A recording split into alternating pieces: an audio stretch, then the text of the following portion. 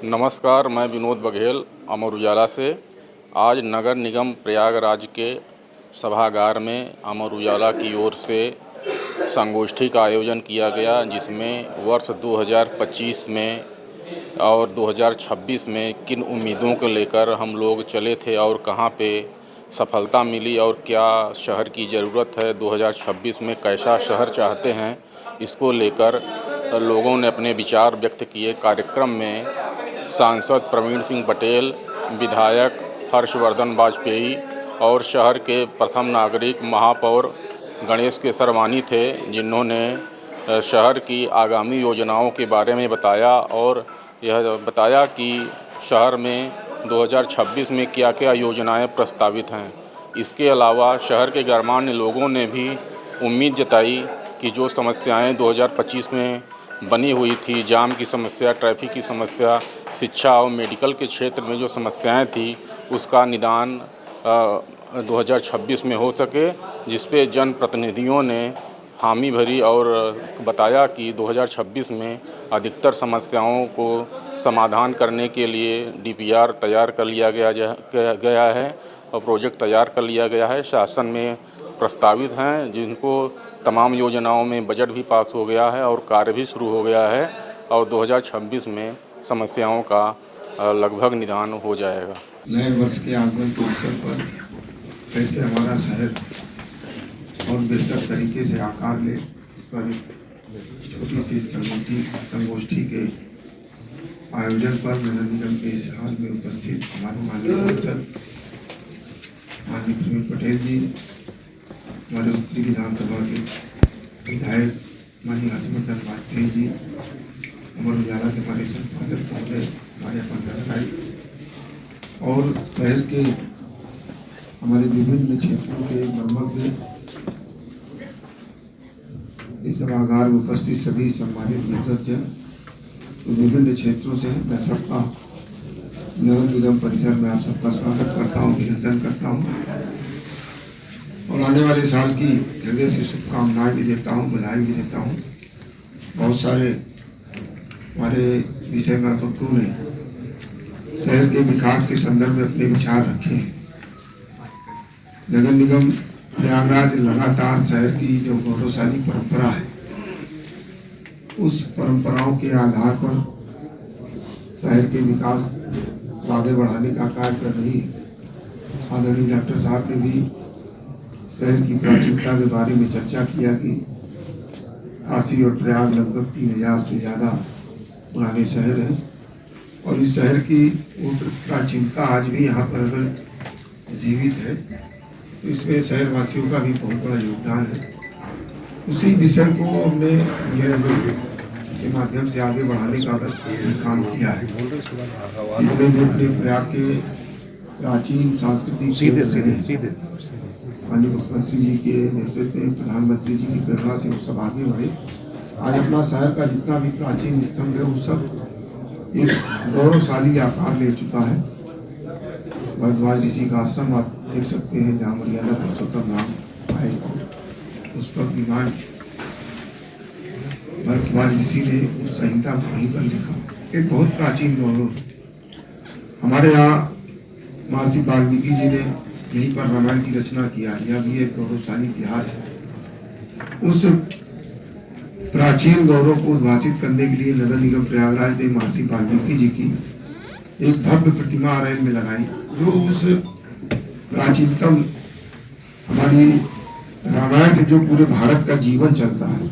ये प्रयाग का गौरव है कि मर्यादा पुरुषोत्तम राम के गुणों की चर्चा, उनकी व्याख्या यही प्रयागराज में हुआ। ये हमारा गौरव था प्रयागराज, उसको भी उद्भासित किया गया। और साथ ही साथ प्रयागराज के हमारे जितने मूर्धन्य साहित्यकार हैं, जिन्होंने भारत के साहित्य के विकास में अपनी भूमिका का निर्वहन किया है, ऐसे उन सभी मूर्धन्य साहित्यकारों की स्मृति में भी एक साहित्य तीर्थ बनता है, जो प्रयागराज के साहित्यिक गौरव को आगे बढ़ाने का काम करेगा। और साथ ही साथ जो हमारे नवीन साहित्य के साधक हैं, उनको वह स्थल प्रेरित करने का काम करेगा।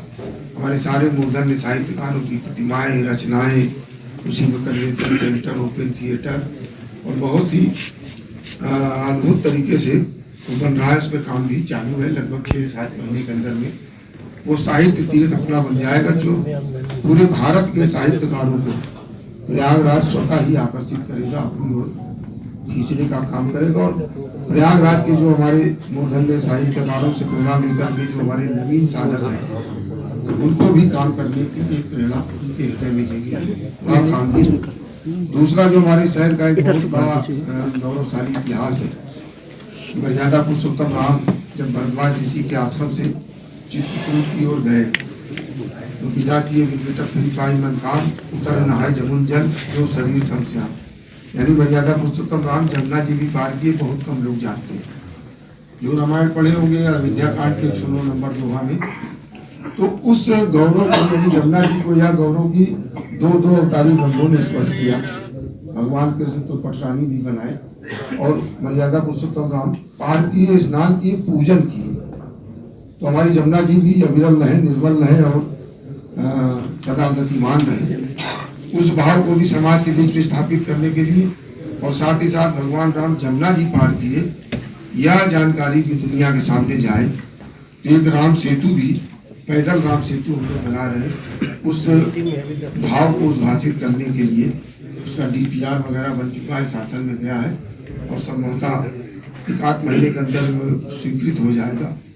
तो 258 करोड़ रुपए की वो योजना है। तो वो भी मैं समझता हूँ कि प्रयागराज के उस ऐतिहासिक गौरव को एक वैश्विक आकार देने का काम करें। तीसरा जो सबसे बड़ी चीज है प्रयागराज के अंदर की, यह शहर चाहे धर्म हो, अध्यात्म हो, राजनीति हो, न्याय हो और शिक्षा के लिए भी जाना जाता है। यहाँ IIIT, MNIT, IRT, JK institute, बहुत सारे प्राइवेट सेक्टर में इंजीनियरिंग कॉलेज, लेकिन ये IT का कोई हब यहाँ पर नहीं बन पाया, क्योंकि मैन पावर जो टेक्नोक्रेट्स है वो एक प्रकार से इसका हब है। लगभग 4 से 5 हज़ार टेक्नोक्रेट्स अपने प्रयागराज से निकलते हैं और दूसरे प्रदेशों में जाकर के जॉब करते हैं, सेवा करते हैं। प्रयागराज की मेधा को प्रयागराज में लाभ नहीं मिलता। इस चीज़ को भी हम लोगों ने गंभीरता से विचार किया और हमारे IIIT के प्रोफेसरों के साथ और MNIT के प्रोफेसरों के साथ बैठक करके इसी नगर निगम में हमने एक इनोवेशन हब, ये जो सिविल लाइन्स हनुमान मंदिर है डाइट की जहाँ बिल्डिंग है वहाँ पर बन रहा है। आगामी 3 महीना में वो इनोवेशन हब प्रारंभ हो जाएगा और बहुत सारी जो स्टार्टअप कंपनियां हैं उनसे भी चर्चा हो चुकी है, लगभग 15-16। तो उनको IT ऑफिसर्स बनाकर हम लोग तेरे सारा IT का इकोसिस्टम है। उसके बाद आगामी एक टेक्नोलॉजी पार्क की योजना है लगभग 100 बीघे कि जब यहाँ पर मैन पावर यहाँ पर उत्पादित हो रहा है तो स्वाभाविक है कि यहाँ पर मैन पावर सस्ता मिलेगा।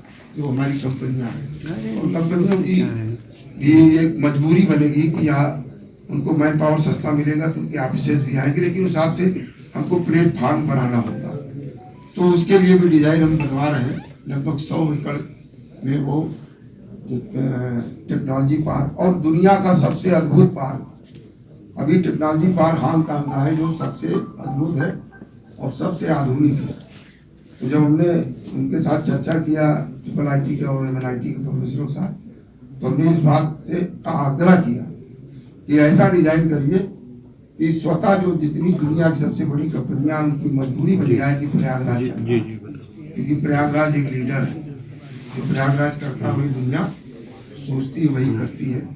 तो वो भी एक अभियान 3 महीने के अंदर तो एक बेसिक जो है IT के क्षेत्र में उसकी शुरुआत हो जाएगी, लेकिन उसका जैसे ही पूरा DPR वगैरह बनता है, माननीय प्रधानमंत्री जी की भी और मुख्यमंत्री जी ने भी 12 बिंदुओं पर कैसे उत्तर प्रदेश विकसित भारत के विकास में अपनी भूमिका का निर्माण कर सकता है और उसमें हमारे महानगरों की क्या भूमिका है, उस पर जो 12 बिंदुओं पर माननीय मुख्यमंत्री जी ने चर्चा करी, मुझे बताते हुए बड़ी प्रसन्नता आप सबके बीच में। उन 12 बिंदुओं पर नगर निगम प्रयागराज ने हम लोगों ने अपने निर्वाचन के प्रथम दिन से काम प्रारंभ किया। 1 सिटी 1 फॉरेस्ट प्रधानमंत्री जी की ये सोच थी और हमने समोगरा में कूड़े का पहाड़ हटा करके एक 2,19,753 पेड़ों का एक सघन जंगल वो बनाया उसमें माननीय सांसद जी वगैरह सब लोग गए थे, और वहाँ कूड़े का इतना बड़ा ढेर था हेसरीज का कि उस गांव में किसी लड़के की शादी नहीं हो रही थी, क्योंकि जैसे उस गांव में प्रवेश, तो आप कालखंड की गणना कर सकते हैं, भगवान इस कालखंड में आए और उनके 54 वर्ष पूर्व राजा पुरुरवा उनकी राजधानी थी प्रतिष्ठानपुरी, वहीं समुद्रकूप है। और मान्यता ये है कि ब्रह्मा जी ने जब सृष्टि का पहला यज्ञ प्रयाग में किया तो 7 समुद्र का भी आह्वान किया, तो वो पूरा तत्व विभाग से बहुत अधिक चुप रहने के भी अपने खतरे हैं। लोग समझने लगते हैं हम गूंगे बहरे हैं। क्या बात है। तो इसलिए मुझे कहना है कि पूरे प्रदेश की और प्रयागराज की भी साहित्यिक संस्थाएं पूरी तरह उपेक्षित हैं इस दौर में। माननीय विधायक जी ने शायद, मुझे किसी ने बताया कि उठाया था विधानसभा में एक मामला हिंदुस्तानी एकेडमी का। हिंदुस्तानी एकेडमी जहाँ से प्रेमचंद प्रसाद सब कार्य परिषद में थे, महादेवी, और अगले साल 29 मार्च 2027 तक 1 वर्ष का शताब्दी महोत्सव होने जा रहा है। नहीं माना जाएगा। इसके रजत जयंती वर्ष में माननीय राष्ट्रपति महोदय आए थे, लेकिन अभी भी कोई न समिति बनी है वहाँ, न कोई जो है इस तरह की चर्चा है। साहित्यिक संस्थाओं में तो कोई अध्यक्ष साहित्यकार भी नहीं आया है। तो मैं सिर्फ यही कहूँगा कि प्रयागराज की पहचान अगर है तो सरस्वती जब तक नहीं जुड़ती है त्रिवेणी नहीं बनता है। और प्रयागराज की पहचान उसका ज्ञान है, विज्ञान है और अध्यात्म है, जिसका केंद्र भारद्वाज आश्रम रहा है। माननीय महापौर महोदय से तो बहुत संवाद में करता रहता हूँ, बहुत सारी बातें मैंने जो प्रयागराज पर लिखा पढ़ा है, आज बोल भी रहे थे बहुत सारी बातें उसमें माननीय महोदय। तो मैं चाहता हूं कि कम से कम साहित्य की, जो पूरे प्रदेश की संस्थाओं की स्थिति है, साहित्य और नाटक की स्थिति, जहां कोई अध्यक्ष तक नहीं है, न हिंदी संस्थान में है, न भाषा संस्थान में है, न संस्कृत संस्थान में है, न उर्दू एकेडमी में है, न हिंदुस्तानी एकेडमी में है, तो क्या बिना साहित्य, कला और संस्कृति के आप क्या समझते हैं प्रयागराज की जो अतीत का गौरव? आज अमर उजाला के पहल पर एक विशेष गोष्ठी का आयोजन किया गया था। आने वाले 2026 में इस शहर को हम लोग अच्छे से अच्छा कैसे बना सकते हैं, इस पर शहर के सभी गणमान्य लोग उपस्थित हुए। और आज ऐसे मौके पर हम एक तो नए साल पर सभी प्रयागवासियों को बहुत बधाई देते हैं, बहुत शुभकामना देते हैं। और हम लोगों की कोशिश है कि 2026 में प्रयागराज को और अच्छा हम लोग सुंदर बना सकें। जैसा कि आप जान रहे हैं कि माघ मेले की शुरुआत हो रही है, और इस माघ मेले के माध्यम से भी देश दुनिया से लोग यहाँ प्रयागराज को आएंगे, देखेंगे, समझेंगे। तो आने वाले समय में प्रयागराज को सुंदर बनाया जाए, प्रयागराज की जो गरिमा है उसको बढ़ाया जाए, और जो अमर उजाला की पहल है उसके अनुरूप हम लोग काम कर सकें। आज इसी पर विशेष रूप से गोष्ठी हुई। जी सर, क्या बेहतर होगा माघ मेला में? देखिए, अब की बार माघ मेला भी ऐतिहासिक इस साल का होने जा रहा है। आपको बताऊं कि कभी भी 5 से या 6 से ज़्यादा पुल नहीं बनते थे, लेकिन अब की बार 9 पुल बनने जा रहे हैं माघ मेला में। और याद एक परमानेंट आप लोगों की शिकायत रहती थी कि फाफा मोह वाला ब्रिज जाम हो जाता है माघ मेले के टाइम में, तो उस ब्रिज को डीकंजेस्ट करने के लिए जो सुविधा केवल कुंभ मेले में मिलती थी कि फाफा मोह में भी पॉन्टून ब्रिज बन रहा है, वो अब की बार माघ मेले में भी शुरू की गई है। पार्किंग की साइज़ 4 गुना बढ़ा दी गई है, और ज़्यादातर जितनी भी नई और पुरानी संस्थाएं आई हैं सबको ज़्यादा से ज़्यादा सुविधा देने की कोशिश की गई है, और ज़्यादातर लोग संतुष्ट होने के कगार पे आ गए हैं। जो बच्चे कुछ लोग बचे हैं उनको भी 100% सब करवा दिया जाएगा। और इसी के साथ साथ इस नए साल में एक योगी आदित्यनाथ जी ने और भारतीय जनता पार्टी ने एक बहुत बड़ी सौगात प्रयागराज को दी है। 1000 करोड़ का पुल गंगा जी पे कभी भी पूरे प्रदेश में किसी भी नदी पे आज तक 500 करोड़ से ज़्यादा का पुल ब्रिज कॉरपोरेशन ऑफ यूपी ने नहीं बनाया था, लेकिन 1000 करोड़ का पुल का पैसा जियो किया जा चुका है और ये पुल 2026 में शुरू हो जाएगा। 2026 में नितिन गडकरी जी द्वारा दिया हुआ 6 लेन का जो पुल था, जो हम लोग को लखनऊ रोड पे मिलने वाला है म्योराबाद से, वो भी पूरा होने जा रहा है। जून तक उसको भी हम लोग पूरा कर लेंगे। और गंगा एक्सप्रेसवे जो एक बहुत बड़ा गिफ्ट पिछले अर्ध कुंभ में 2019 के अर्ध कुंभ में योगी आदित्यनाथ जी ने फाइनल प्रेस कॉन्फ्रेंस में आप ही लोगों के माध्यम से, मीडिया लोगों के साथियों के माध्यम से उन्होंने ये गिफ्ट दिया था, वो भी संपन्न होने जा रहा है 2026 में। तो कनेक्टिविटी का एक बहुत बड़ा एक्सप्लोजन और एक्सपेंशन होने जा रहा है।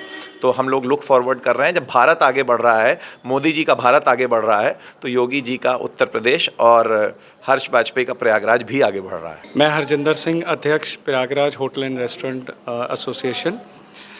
2025 प्रयागराज के इतिहास में स्वर्ण अक्षरों में लिखा गया, इसमें कोई शक नहीं है। 2026 में हम उपेक्षा करते हैं कि पर्यटक के क्षेत्र में प्रयागराज में बहुत ही विकास की संभावनाएं हैं। जिस हिसाब से प्रयागराज के एयरपोर्ट को एक्सटेंशन किया गया है, मैं उम्मीद करता हूं कि आने वाले समय में प्रयागराज में नई कनेक्टिविटी के आधार पर नई शहरों से जो है कनेक्टिविटी और सुचारू रूप से चलेगी, जिससे पर्यटन जो है वो प्रयागराज में ग्रो करेगा। जिस हिसाब से प्रयागराज में महाकुंभ को लेकर के इंफ्रास्ट्रक्चर का डेवलपमेंट हुआ, वही माघ मेला 2026 में भी उसी प्रकार से डेवलपमेंट किया जा रहा है, जिससे सुचारू रूप से पर्यटन का बहुत विकसित होना ये तय है प्रयागराज पे। अध्यक्ष प्रयाग व्यापार मंडल, आज अमर उजाला द्वारा इस कार्यक्रम का आयोजन प्रयाग में अपने आप में एक उदाहरण है। सन 2025 बीत गया, 2026 के आज आगमन की पूर्व संध्या पर हमारा शहर कैसे विकसित हो, इसकी समस्याओं का कैसा समाधान हो, इस पे सभागार में विस्तृत चर्चा हुई, जिसमें हमारे शहर के गणमान्य नागरिकों ने और जनप्रतिनिधियों ने, हर्ष वाजपेयी जी ने, प्रवीण पटेल जी ने और प्रयागराज के प्रथम नागरिक मेयर जी ने अपनी सहभागिता व्यक्त की और इस कार्यक्रम में विभिन्न विषयों पर चर्चा हुई। और मैं अमर उजाला से इस बात का अनुरोध करूंगा कि आज जिन विषयों पर चर्चा हुई उसे अपने दैनिक पत्र में पूर्णता प्रकाशित कर और इसकी समाधान की तरफ अग्रसर हों। धन्यवाद। वरिष्ठ उपाध्यक्ष अग्रवाल समाज प्रयागराज। 2026 एक ऐसा वर्ष आ रहा है जिसमें प्रयागराज वासियों को एक बहुत बड़ी उम्मीद है। सबसे बड़ी उस उम्मीदों में ये है कि एक जो ये जाम का शहर है वो कैसे सुधरे, उस पर एक जरूर कार्रवाई होनी चाहिए। एक जगह से दूसरी जगह पहुंचना एक आसान होना चाहिए, इसके लिए प्रशासन उस पर कार्य करे। सबसे ज़रूरी ये है, ट्रैफिक व्यवस्था एक बहुत बड़ी एक गंभीर समस्या इलाहाबाद के लिए बनती जा रही है। दोष किसी को भी दिया जाए, लेकिन जो ये विभाग है ये एक प्रॉपर वे में अगर इसमें कार्य करे तो निश्चित रूप से इसका समाधान हम सबको मिल सकेगा। हाँ, माघ मेला में सारे श्रद्धालुओं का प्रयागराज स्वागत करेगा, परिवहन विभाग भी उनका स्वागत करेगा। देखिए, जो बाहर से श्रद्धालु आएंगे उनके लिए 7 मुख्य मार्ग हैं प्रयागराज आने वाले, उन पर 42 पार्किंग स्थल चिन्हित हैं, तो सबके लिए सुगम पार्किंग की व्यवस्था होगी, नंबर 1। नंबर 2, जो इंटरनल ट्रैफिक मूवमेंट है उसमें पिछली बार का हमारा अनुभव रहा है कि जो मोटरसाइकिल्स थी उन्होंने बड़ा सहायता की श्रद्धालुओं की, लेकिन कुछ बाइक संचालनकर्ताओं ने दुरुपयोग भी किया, तो वो आर्थिक दोहन था। तो इस बार हम लोग ऑर्गेनाइज सेक्टर के जो बाइक चलाने वाली कंपनियां हैं, रैपिडो, उसके साथ थोड़ा हमने सहयोग मांगा है और उनको अपनी सेवाएं देने के लिए आबद्ध किया है। तो हमारे पास इंटरनल मूवमेंट में आपको जो दुपहिया वाहन है वो भी उपलब्ध रहेंगे श्रद्धालुओं के आवागमन के लिए। ये थोड़ी नई पहल होगी ऑर्गेनाइज सेक्टर के दृष्टिकोण से। सर, एग्जीबिशन भी लगने वाला पहली बार आरटीओ विभाग का, इसमें क्या रहेगा? देखिए, माननीय मुख्यमंत्री जी का, माननीय परिवहन मंत्री जी का सड़क सुरक्षा के प्रति विशेष आग्रह है। उत्तर प्रदेश बड़ा प्रदेश है, जनसंख्या भी अधिक है, वाहनों की संख्या भी अधिक है। यद्यपि कि हमारा पर 1000 या पर 1 लाख जनता पे जो दुर्घटनाओं का प्रतिशत है वो अन्य प्रदेशों के मुकाबले कम है, लेकिन फिर भी ये क्वांटिटी, एब्सोल्यूट क्वांटिटी में बहुत ज़्यादा है। ऐसे में हमारा मुख्य जो फोकस होगा इस प्रदर्शनी में वो सड़क सुरक्षा को लेके होगा। जो भी काम हम लोगों को जागरूक कर पाएँ कि हम कौन कौन सी योजनाएं भारत सरकार की है सड़क सुरक्षा के दृष्टिकोण से एक कैशलेस योजना भारत सरकार की है, जिसमें दुर्घटना में घायल व्यक्ति को किसी भी अस्पताल में 1.5 लाख रुपए का कैशलेस ट्रीटमेंट मिलेगा। हमारी एक राहवीर योजना है कि यदि कोई व्यक्ति सड़क दुर्घटना में घायल व्यक्तियों को लेके जाता है तो उसको 25,000 रुपये का पुरस्कार मिलेगा। इस तरह की बहुत सारी योजनाओं का और लोगों से आग्रह करने पे फोकस होगा कि वो सड़क सुरक्षा के प्रति सचेत रहें, जानते सब हैं, उसको आत्मसात करें। तो ये हमारा, हाँ, ये अच्छा, मैं हिमेश तिवारी हूँ, संभागीय परिवहन अधिकारी। आरटीओ ज़्यादा पॉपुलर नाम होता है, आरटीओ प्रयागराज हूँ।